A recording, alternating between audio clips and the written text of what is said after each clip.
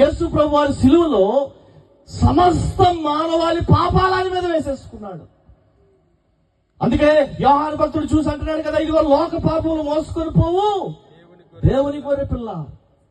సమస్త మానవాళి, వాస్తవానికి యేసు ప్రభు వారు ఏంటంటే పరిశుద్ధుడు, ఆయనలో ఏ పాపమో లేదు. కానీ సిలువలో మన కొరకు ఆయన ఏం చేయబడ్డాడంటే పాపంగా చేయబడ్డాడు. ఒకసారి ఆ చిత్రాన్ని మీరు ఊహిస్తారా? ఈ లోకంలో ఒక వ్యభిచారి పాపాలు యేసు ప్రభు వారి మీద వేసుకున్నాడు, ఒక హంతకుడు పాపాలు వేసుకున్నాడు, ఒక భయంకరమైన నేరస్తుడు పాపాలు ఆయన మీద వేసుకుని వాళ్ళందరి కొరకు ఆయన సిలువలో మరణం చేశాడు. ఇప్పుడు పాపి అయిన వాడు ఏం చేయాలంటే యేసు ప్రభు వారి దగ్గరికి వచ్చి, అయ్యా నేను పాపిని, నన్ను క్షమించు, నేను ఈ పాపాన్ని చేశానంటే యేసు ప్రభు వారు ఏం చేస్తాడంటే ఆయన సమస్త దోషములు కడిగి ఆయన పరిశుద్ధులుగా చేస్తాడు. హల్లెలూయా. యేసు ప్రభు వారి యొక్క రక్తములో అంత శక్తి ఉంది.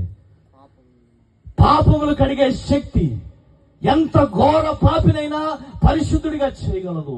అయితే మనం చేయాల్సింది ఏంటంటే నోటితో చెప్పాలి, అయ్యా నేను పాపిని, నేను ఇటువంటి పాపాలు చేశాను, నన్ను ఇటువంటి బంధకాల్లో నేను చిక్కుపడిపోయి ఉన్నాను, నేను ఈ బంధకాల నుంచి నా సొంతగా నేను బయటికి రాలేకపోతున్నాను, నేను ఎంతగా ప్రయత్నించినా ఆ ఒక్క అలవాటు నాలోంచి పోవట్లేదు. ఈ రాత్రి దేవా నేను సిలువ దగ్గరికి వస్తాను, సిలువ దగ్గర నీవు ప్రతి పాపిని నువ్వు క్షమిస్తావని చెప్తున్నావు కదా, నన్ను ఈ రోజు కడుగుతావా అంటే యేసు ప్రభు వారు ఆయన నిన్ను కడిగి పరిశుద్ధుడిగా చేస్తాడు.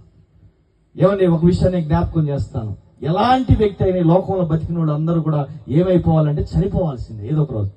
ఏమండి ఎల్లకాలం ఈ లోకంలో బతికేవాడు ఎవరున్నారా? అందరూ చనిపోవాలి. ధనవంతుడైనా సరిపోవాలి, డబ్బు ఉన్నవాడు సరిపోవాలి, లేకపోతే పేదోళ్ళైనా సరిపోవాలి, ఎలాంటి వాళ్ళైనా సరిపోవాలి. అయితే చనిపోయిన తర్వాత నీ జీవితం ఎక్కడికి వెళ్తుంది? చాలా మంది అనుకుంటున్నారు నా జీవితం ఈ లోకంలో వరకే కదా, నేను ఉన్నంత వరకు నేను ఎంజాయ్ చేస్తాను, నాకు బైక్ ఇవ్వు అంటున్నాడు యవనస్తుడు. అంటే ఒక వయసు రాగానే ఏం కావాలండి ఆయనకి? బైక్ కావాలి. ఆ బైక్ తర్వాత బైక్ వేసుకుంటే వెళ్తుంటే వెనకాల ఎవరు కావాలి? ఒక అమ్మాయి కావాలి.